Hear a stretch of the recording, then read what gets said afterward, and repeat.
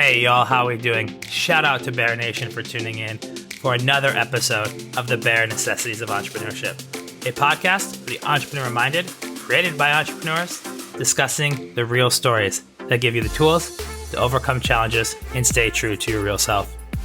As always, I want to give a shout out to our partners over at Fin. Fin is a social good platform that creates employee engagement and builds culture. We've teamed up with Fin to give back to the communities that we serve. For every episode, we will be donating $10 to the cause of choosing by our guest in the Fin platform. Enjoy today's episode. So with that, I'm excited to introduce our guest today, Elana Boulos. Say hi, Elana. Hello. So Elana is the co-founder and CEO of Camp Joy, which is a virtual company that was started during the pandemic that builds custom events for businesses, communities, and families who are looking to experience joy together. Before founding Camp Joy, Elana was a theater producer in Chicago and New York City, has her master's from Columbia University in theater producing and management, and Elana has dedicated her career towards providing opportunities for community building through conversation, socialization, and sharing of spaces. Welcome to the pod, Elana. Thank you so much. I'm so excited to be here.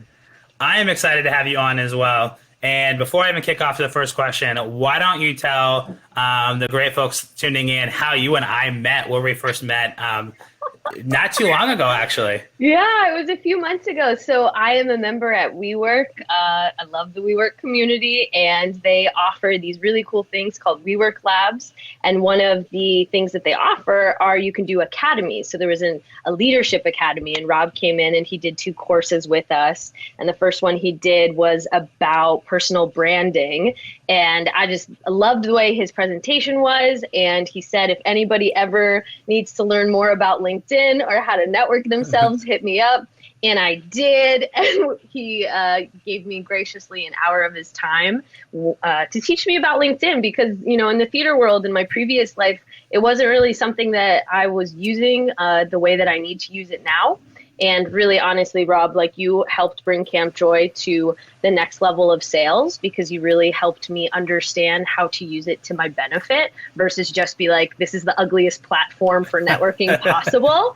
And hearing you say you love LinkedIn and me saying, I hate LinkedIn, how could somebody possibly love it, was just incredible. And you've really like helped me turn around that perspective. So I'm very grateful for that. Well, I love it, and this is not a paid, advertisement or anything. This is real talk, And I got to because of that, because of the WeWork Labs opportunity, which was so much fun to do. We had like 200 people there, and great conversations going. And one of the most active was Elana, and I threw out, hey, if you're interested, let's chat. Like, let's get after it, and to jump out and do that is awesome, right? To take that next step and learn.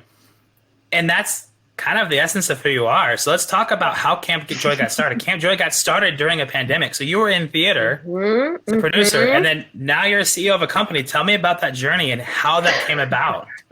It's a crazy little journey. So it's wild because my co-founder, Katherine, and I are actually planning our 1-year event, which is going to happen in July. So basically, in March, let's acknowledge the dog because the dog is there. What's her name again? Amy.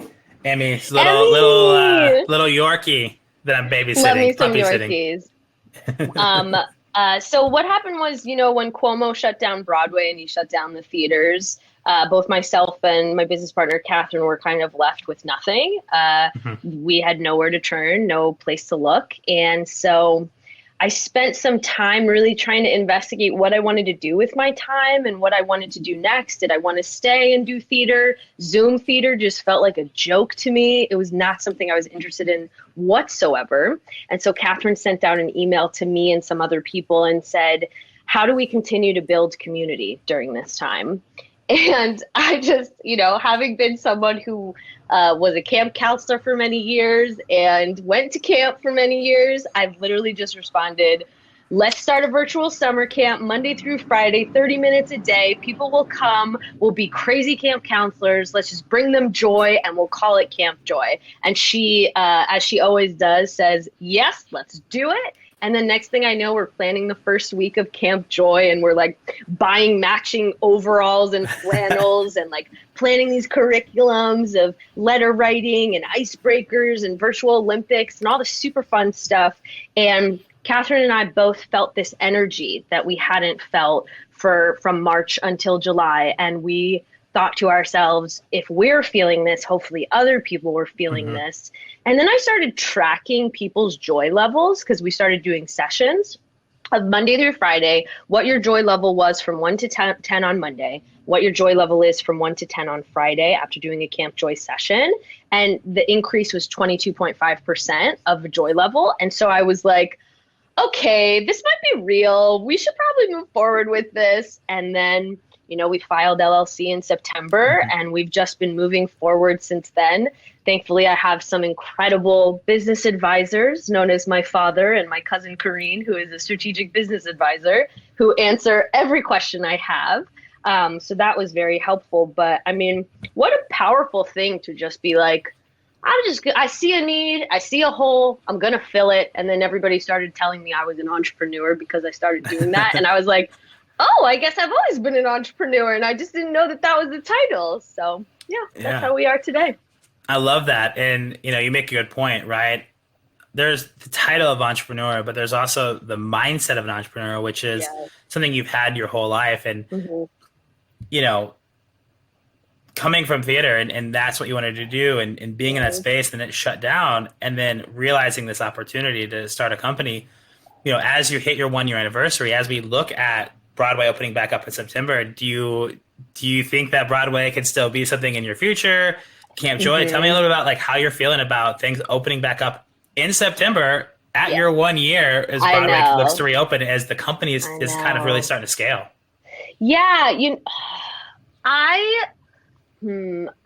it's very, very sad to me that I have been doing theater since I was 8 years old, and I'm now in a place where I got my master's education in theater management and producing and all those things. And like, I don't want to touch it at all. Like, it is not of interest to me right now. For some reason, you know, I don't feel like theater is progressing in a way administratively that I'm interested in. And so I have found this beautiful thing that is Camp Joy, and bringing people something that I believe in, which is the product of joy and the product of connection.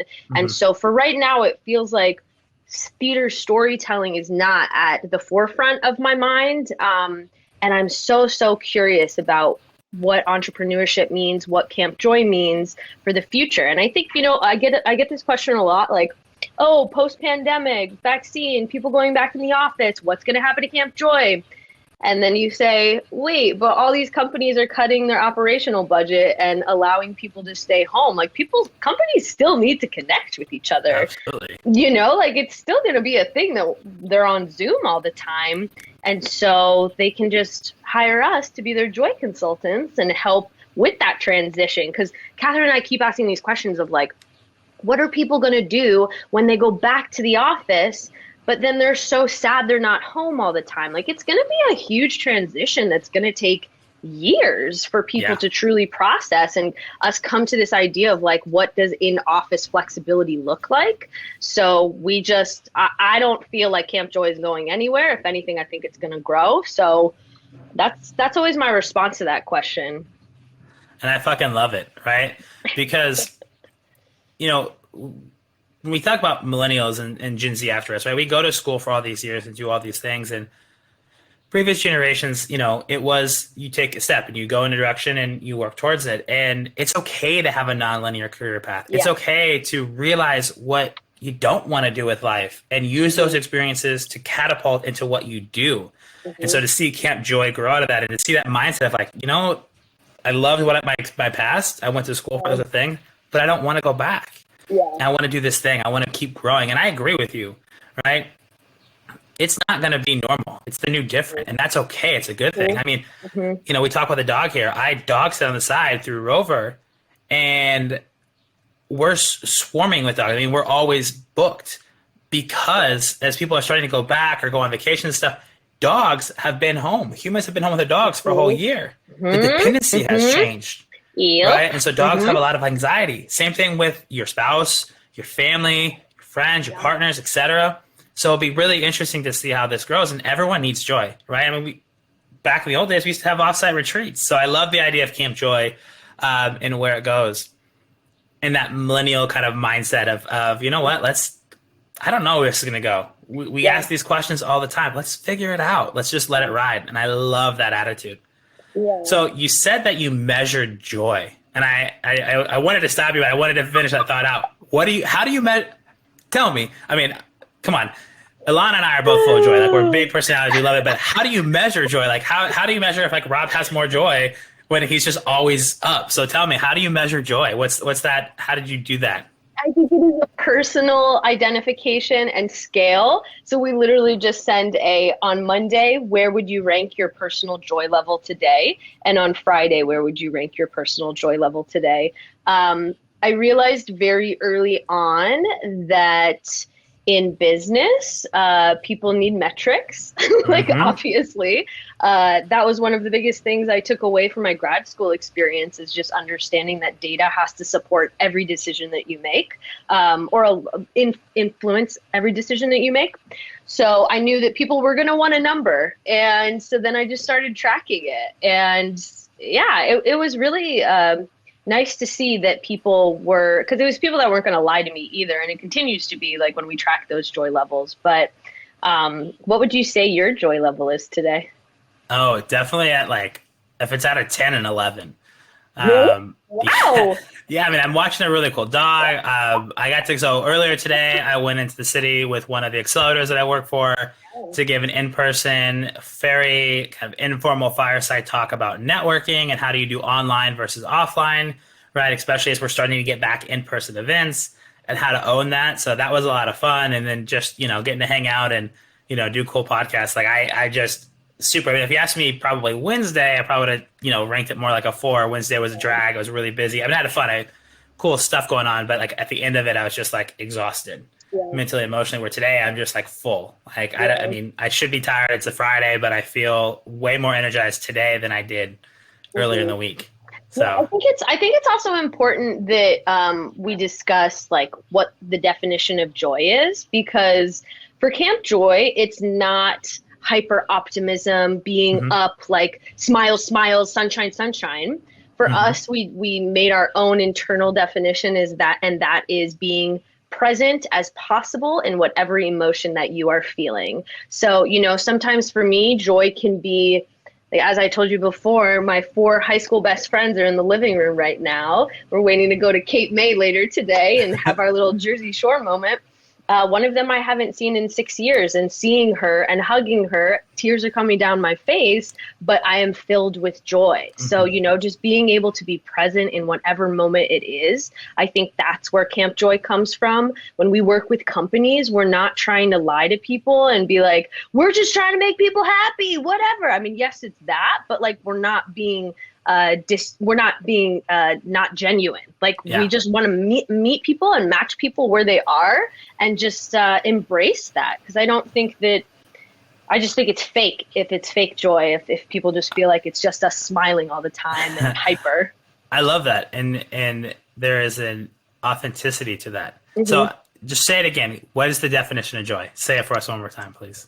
Embracing whatever emotion you are in its fullest capacity. Embracing every emotion. I love that, right? As people, we're human. We are emotional, right? We buy with our limbic brain on emotion, and we use data to justify, which is why this idea of joy and having a counter or some way to give data to that is awesome. But more importantly is that feeling that we're in and that true, authentic, where are we today?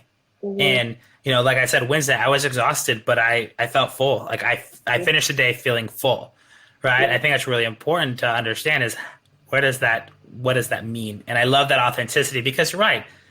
Camp Joy sounds, kind of high, head in the clouds. So explain to me what was the meaning behind the name, right? We talked a little bit about, make people happy, but tell me a little bit behind the meaning behind the name and what that means to you and your business partner, with the business that you're trying to build and the community that you're trying to build.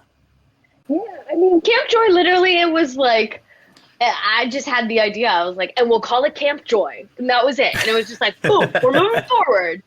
Because at that time, I think Katherine and I did think that joy meant hyper optimism. And it wasn't until we went through the process of investigating what joy means to us and doing retreats ourselves virtually. You know, we would write curriculum for each other and like sit down with markers and be like, what do we want the community to look like? Originally, it was we were dividing the company into, we would have individual camp, which now we call public camp. So anybody can sign up for a morning coffee. If you just want to meet new people, connect to new people, have dialogue, and then corporate camp, which was when we were working with teams. So what we found over the last like 6 months is that it really was a push towards corporate camp because companies were who were responding the best and the most to this. And so we started working with that. But our dream in our strategy is, as I know you are interested in as well, is community camp. We want to figure out how can we give Camp Joy, working with sponsorships to different communities that deserve the experiences of joy and the experiences that we can provide in programming as well. So those are the three aspects and like how we originally thought about Camp Joy. And it's very nice to know that the mission of the company is still the heartbeat of the company, which is the product of joy. I love that. And I think it's really important, right, to have a strong mission and values that you stick to. So I love that you share that. So you mentioned this idea of creating community, and that was something that you really wanted to do. What is community to you? And I know that you're in other communities, right? WeWork Labs, and WeWork did a really cool video featuring you. And if you want to see Elana dressed up in like a banana costume and stuff, French fries. It's McDonald's French fries. French fries. Go check it out because it made me laugh. So talk about what does community mean to you? What are some of the communities that you're in, and how are you tying this idea of communities together to create a larger community, which is Camp Joy? Yeah, I mean, community is like my obsession. It's always been, even when I was producing theater in Chicago, I ran this company called Jackalope Theater. And the thing is, for me with theater, because I think that's how we should start this conversation, it wasn't just about people coming to see plays. It wasn't just about sitting in an isolated room for 2 hours in the darkness and watching something. It was about the after party or like the conversations afterwards that would happen in the lobbies or the bar next door. I mean, it was Chicago, so obviously there's a bar like every 5 feet away from you. And then we started building our own space. We called it the Frontier, where people could come after the show and just like meet the artists and whatnot. And I would, stand there and just like look at everybody. And I was like, we are building community. And to me, that means a space for conversation, a space for socialization, and a space for bonding. People are in their homes or their workplaces. What's the third space? The third space is a community gathering space. And so, I mean, it's funny that earlier you said like, it's good we have our mission and our values, but I've been working in not-for-profit theater my whole life. So those are like the two things that are always at the forefront of my mind. What's the mission we're doing here? What are our values? And for me, it's being able to like be the best party host possible. Like when we do our Camp Joy events, I'm like, okay, everybody should be comfortable with Zoom. Where's the bathroom? Where's the chip bowl? Where does their coats go? Like really trying to set up everybody for success so that they can just be themselves, be present, be comfortable in the space. So that's, I just like love being a party host. My Lebanese blood, you remember, I told you I was Lebanese. It's just part of the culture. We just love hosting people and just gathering communities together and letting whatever networking or what needs to happen. Yeah, and the beauty of that, right, is we get outside of our echo chamber a little bit, right? Yeah. When you're at home or at work all the time, and yes, you're around those people all the time, it's great, but sometimes you need that place to unwind and to network and let just things happen and meet really cool people and have really spontaneous, amazing conversations and let that take, right? Being in the moment, right? In that moment of emotion and letting that go. So I love the idea of bringing that together. We've talked a lot about your theater background. So how do you think your background in theater and the things that you've done has led you into this entrepreneurial journey of being a CEO and a co-founder?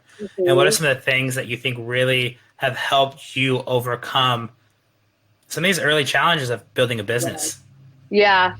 I think that, a really, really interesting thing that both Katherine and I struggled with at the beginning is when you are a theater creator, you are running to opening night at all times. You are just sprinting to get there, get all the checklists done, get all the things done. And then opening night happens, you have this body relief, and then you're just kind of like, okay, what's the next show? When does this close? And then what's the next show? That was always just the cycle. So I think something that really helped me was realizing that I hated that anxiety of running to opening night, and realizing I wanted stability and I wanted to figure out how to have a year-long calendar and a quarter system structure. Like that was something about entrepreneurship that I was really, really excited about. But on the flip side of it, theater has taught me how to make something out of nothing. Like I can be on a client call and they'll say, I don't know, I'm thinking like sports. Let's do a party around sports. And I'll be like, okay, great. Katherine and I will get you a pitch within the next day because we can take something so small and make it so big. And that's part of the theater creation I've always had.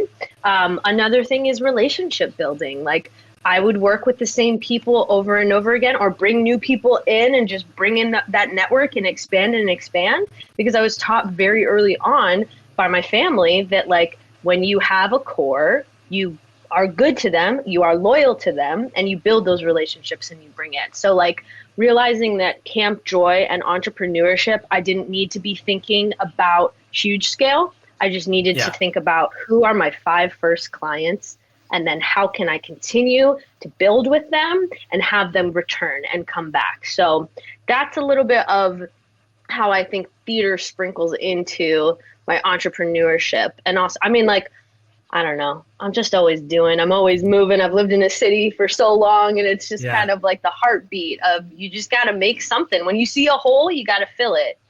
Yeah. Kind of how I feel. I love that. And that attitude, that theater background and everything you built up, family, your life, experiences you have always been driving forward and taking the smallest sliver of an idea and being able to expand it. And that's, I think, a huge, amazing thing that you're all able to do, especially for the companies that you serve. And so, share with the audience, like, who are the clients that you serve and what are some of the types of clients that you work with? Because I find this wildly fascinating, who you're working with and why, and some of the things that you've been able to accomplish. Yeah, one of our first clients was a branch of Charles Schwab in Northern Virginia.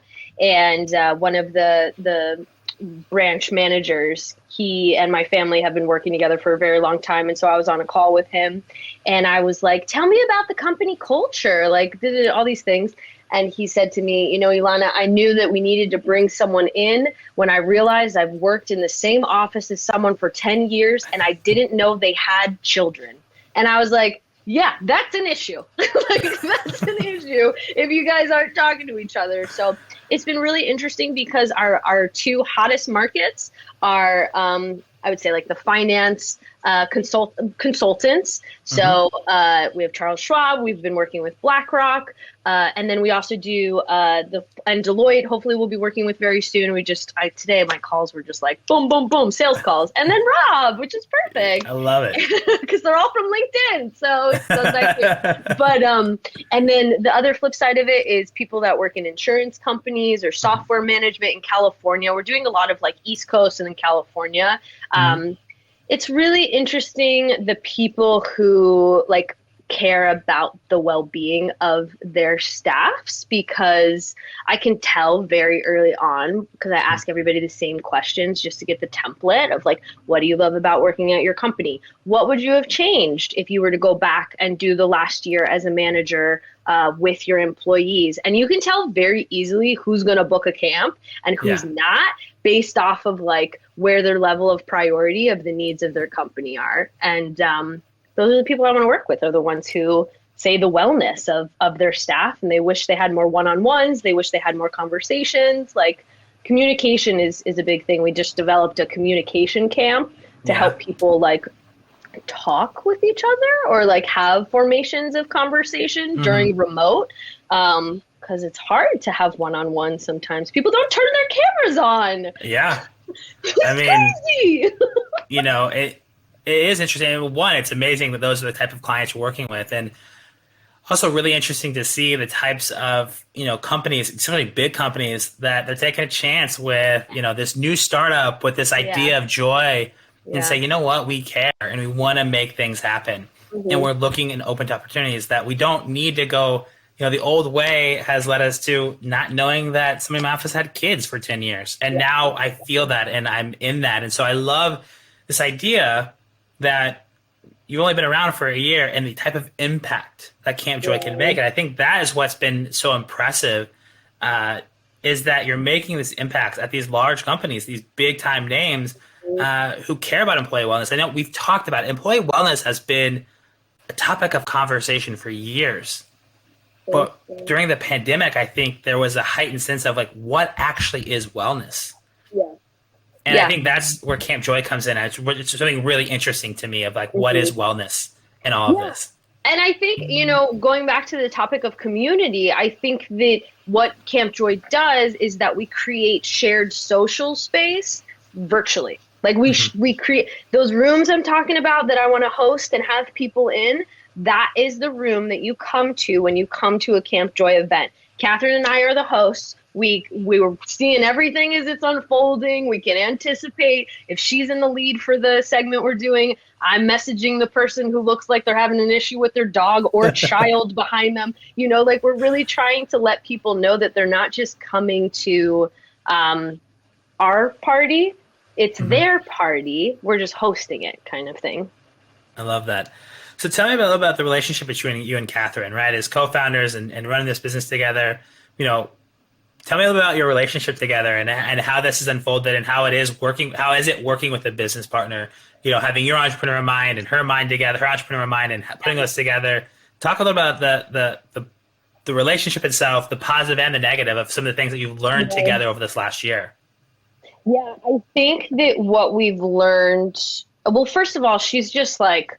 She is one of the best collaborators I've ever had because she doesn't often say no to an idea. She allows for investigation and curiosity.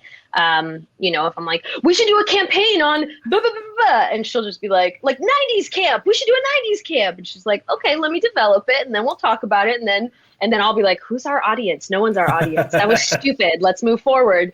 So it's really great that she allows me to feel safe in having whatever idea that it is. I think another incredible thing about our relationship is that we never miss deadlines. Like the process to the deadline might be like, hey, how's it going? Where's the check-in amongst that? But the end result is always that it's delivered on time and we always have each other's back, which is so, so, so important.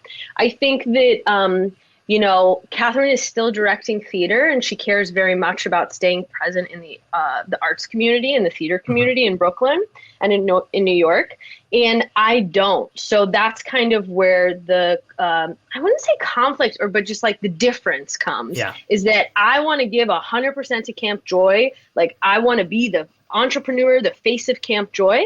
And I think that Katherine, on the flip side of it, wants to build the camps. She wants to be there. We have meetings literally every day. We have our except when we're on vacation, but like we have our hot sheets. We're constantly in communication with each other. But I think, where we're at right now, 1 year in, developing what Elana as CEO means and what Katherine as director of experience means.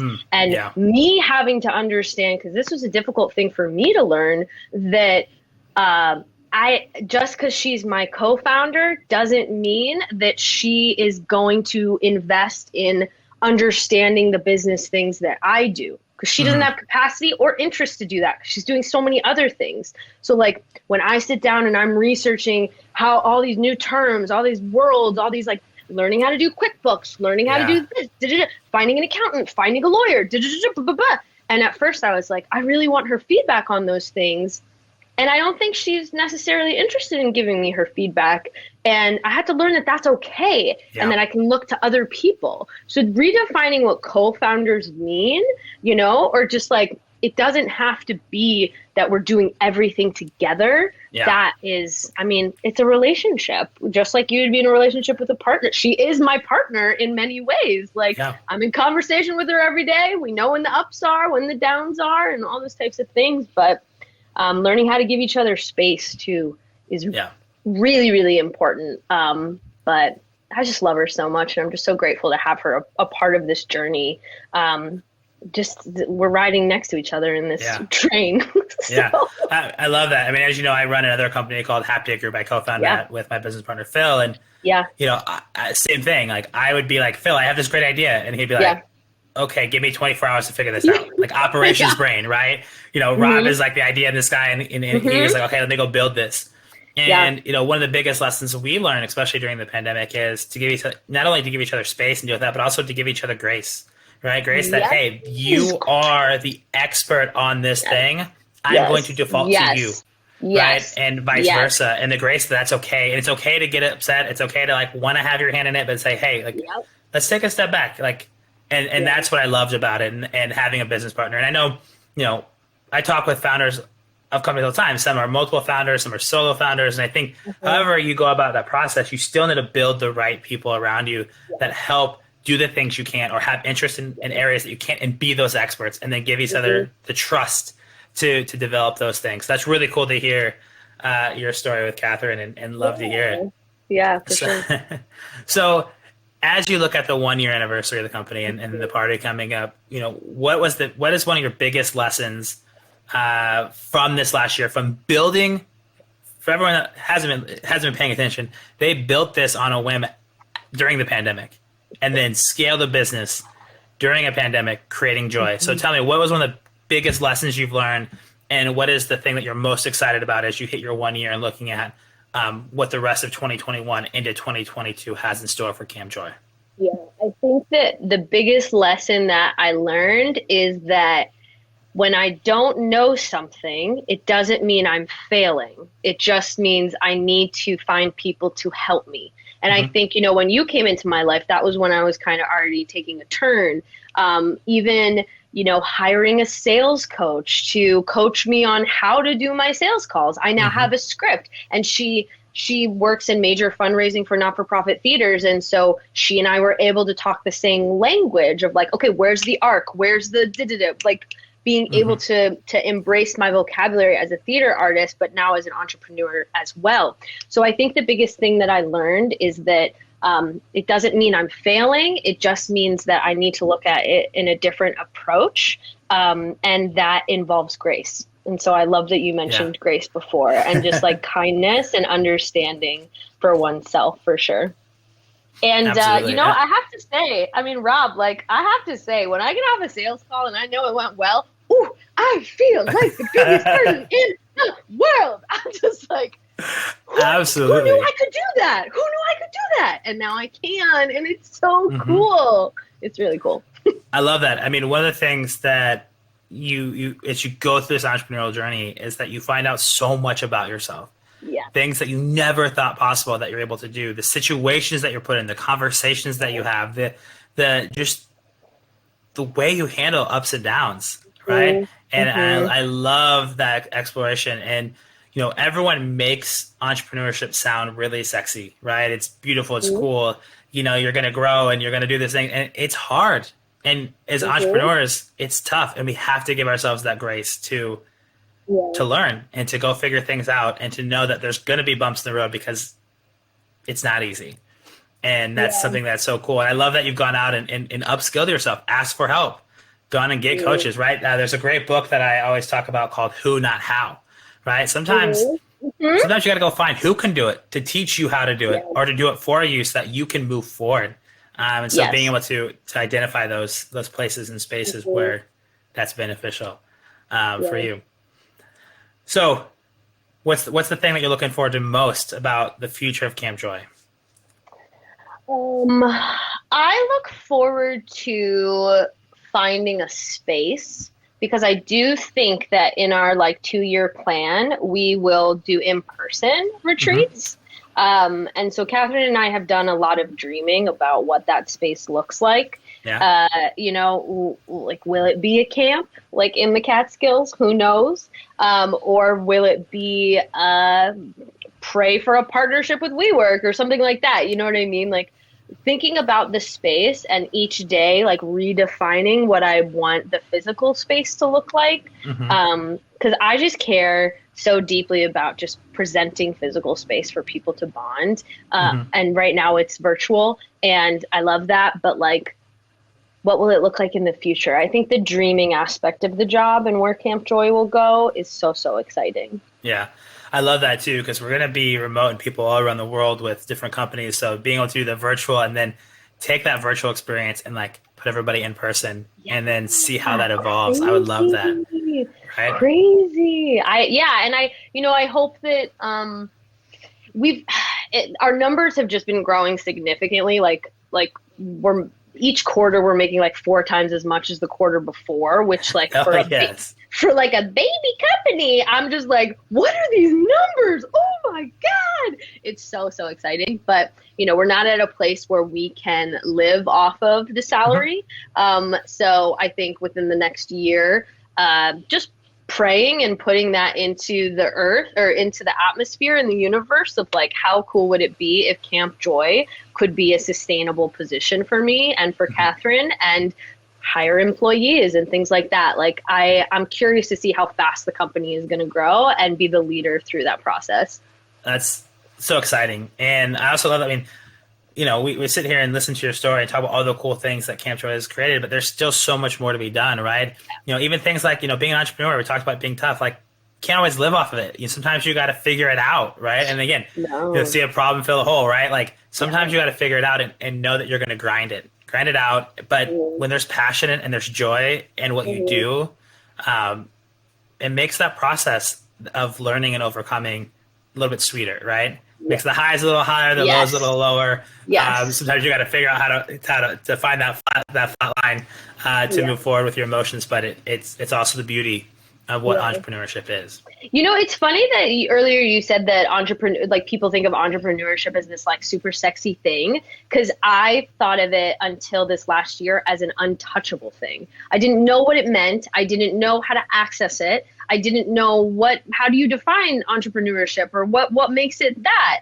And, you think a lot about, you kind of said this before, like you think about high school and you think about how we were taught that you're supposed to get a job and work for someone. And our whole lives are training towards getting a job and ranking and getting higher and higher. But nobody teaches us that like you can have an idea, you can build that idea, and you can build an empire. And that's cool. Like we're allowed to do that. And so this whole year too of just like discovering what does it mean to be my own boss? What does it mean to like come up with the HR manual for Camp Joy and like decide what that means? And what does it mean to get a client email and be like, I'm not responding to that. That's BS, and I don't have to answer to anybody. Like just be like, no, not my time.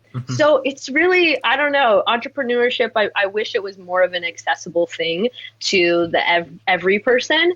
But I hope that I can start helping that conversation whenever anyone is like, I want to talk to that girl about entrepreneurship. I'm like, get me on the phone. I'm available, because I just want to like help spread the knowledge that you can do this. Yeah. Yeah, and I think that's really interesting, because in a lot of the worlds that I play in, like entrepreneurship is this thing that everyone does, right? Yeah. And you're coming from a space where it felt untouchable. And I think the thing, when we think about entrepreneurship, there's a lot of definitions, and that's why it's really cool. And part of the inspiration behind what I want to do and the stories I want to tell through this podcast is that entrepreneurship has a different meaning to people around the world. And I want to explore that. So I love that you bring that up, and it's really, really exciting to hear. So I have one last question, then we'll go to our kind of lightning round end of show questions and advice for everybody. But you talk about figuring out what it's like to be your own boss and do this. So when we think about entrepreneurship, when we think about being our own bosses, right? People might think, you work for 2 hours, and you play video games, and you work for a couple hours. So tell me, like, how do you structure your day? How do you go about this process of being a CEO? And you talked earlier before the show about there is like the Elana hat and there's the CEO hat. So talk about how those two have blended together in that hat of I'm running a company. This is who I am and what I do. And how do you kind of schedule your days around that?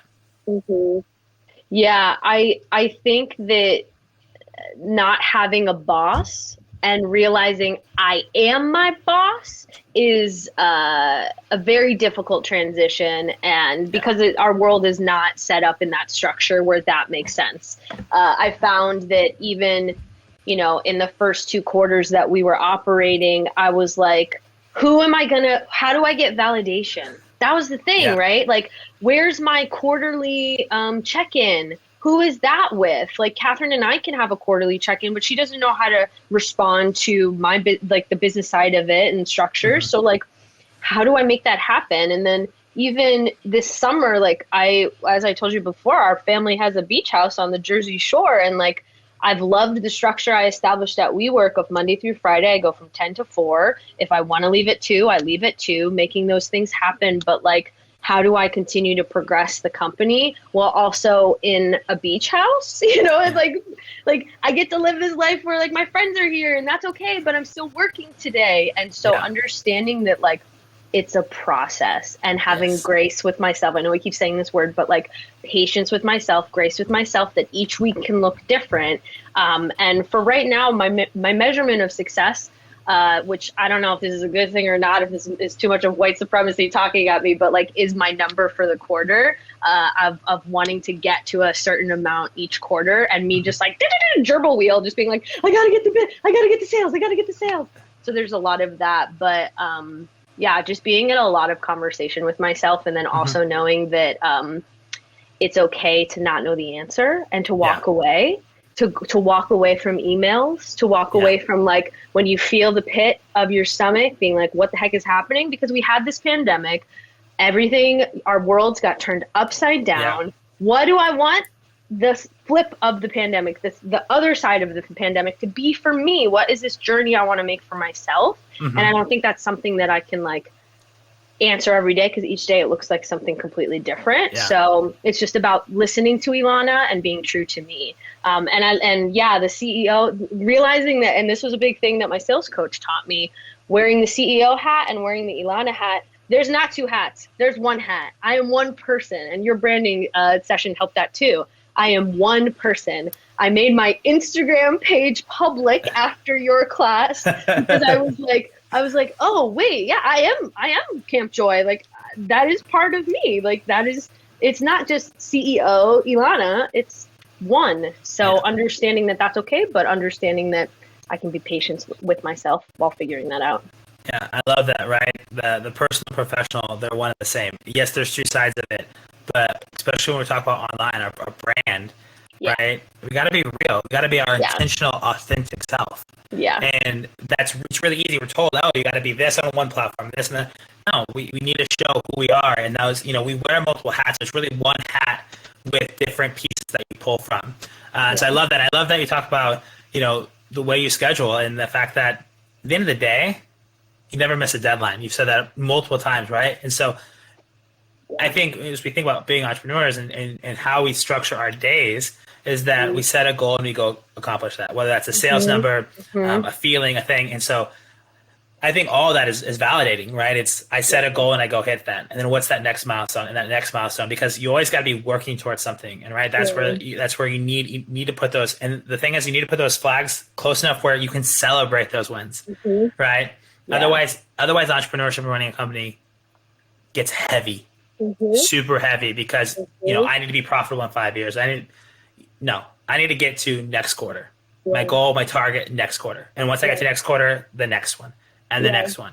And that's why I think you learn, you grow, you're able to learn more about yourself. And so each goal changes as you learn more about who Elana is. So I love that. And I'm excited to see where that further journey goes as you hit your 1 year.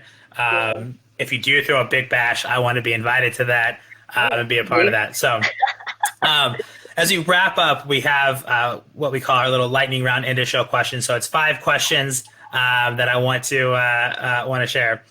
So first, this podcast is for entrepreneurial minded folks, really looking at and sharing stories for future entrepreneurs. So we think about future entrepreneurs, we think about millennials and Gen Z. So what advice would you give to Gen Z or millennial entrepreneurs right now, or those who are saying, you know what, I kind of want to start a business?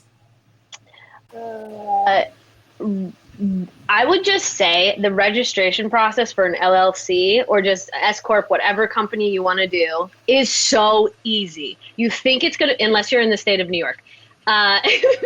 It's so simple. You just like get on Zen Business and it happened. Like it happened within an hour. I was just like, wait, I'm done. This is Joy Monster. Did you know that our company's name is Joy Monster, by the way? LLC. Oh, I love that. Yeah, because we're Joy Monsters. Awesome. Yeah. So that process was so easy. And I didn't know that it was going to be. So I would say don't be afraid of the registration process. Yeah. I mean, it's heavy. It's like, oh, I got to start this thing. I love that. So what do you think your superpower is? I think my superpower is that I am a loyal friend. I love that. And what does being a loyal friend mean from a superpower perspective? Yeah, I think that I have this, one of my friends calls my brain a computer calculator because I'm always like anticipating and putting situations together and just being like, how can this work? As a loyal friend, what I think I do is I'm looking out for people, supporting them, and then also realizing that often you don't need to offer suggestions. You just need to offer an ear and love and hugs. And that's really where I feel the loyal aspect of my friendship comes from. I love that. I know we define joy, but it's like joy is just a way of life for you, right? Yeah. And living in those emotions, right? And not joy of like, oh, super happy joy, but like living in the emotion of for who you are and for those around you. Yeah. So I love that. So what is one book, resource, or show that you would recommend right now for, future entrepreneurs to really learn from and grow from? Mm-hmm. I am an attendee, and I just want to pitch to everybody that there is free admission to a really great university called YouTube University. Every question you ever have about running a company, you can watch many people answer on YouTube University. Mm-hmm.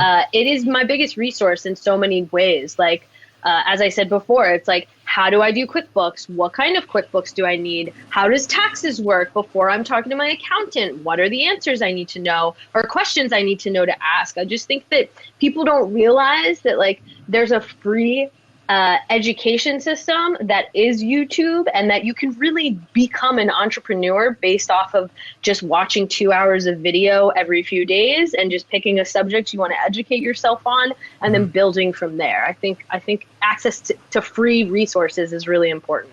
I love that. And one of my company values is curiosity. Right? Mm-hmm. Be curious, because when you're curious, you learn. And when you learn, you have ideas. When you have ideas, you build.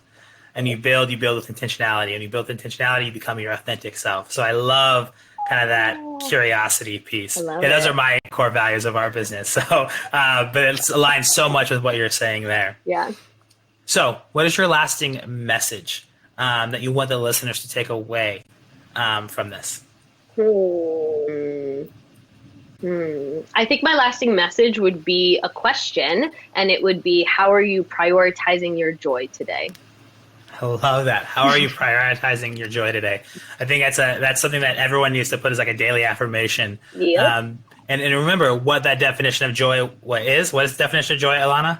Embracing each emotion in its fullest. Embracing each emotion in its fullest. So I love that question and that takeaway. So how do our listeners find you? Where can they find and learn more about Camp Joy? So Camp Joy, our website is campjoylovesyou.com. You can also find us on Instagram and LinkedIn. Also, I'm just going to be real. My email is elana@campjoylovesyou.com. I'd love to hear from whoever wants to have a conversation with me, because they taught me back in theater in Chicago, if someone wants to have a beer with you, you have to have a beer with them. That's an offer you just need to give to communities. So I will do a call instead of a beer, but I look forward to just having dialogues and just talking to whoever wants to talk. I love that. And I will make sure to put all that in the show notes so you can get in touch with Elana. I highly, highly recommend it. She is such a great person to talk to. Elana, thank you so much for being a part of this while you're down in the Jersey Shore with your friends that one of them you haven't seen in 6 years. So go hang out with them and have a wonderful, wonderful time. Thank you all to listening to this episode of the Bear Necessities of Entrepreneurship podcast. Looking forward to sharing more amazing stories with you. You can follow us on Instagram. My Instagram is Rob Nap. We have the Bear Necessities Instagram. I'll put all of that in the show notes as well. We'll see you all next time. Thank you so much. Bear Nation, once again, thank you for listening to the Bear Necessities of Entrepreneurship. If you enjoyed this episode, please subscribe and leave us a review. And until next time, take care.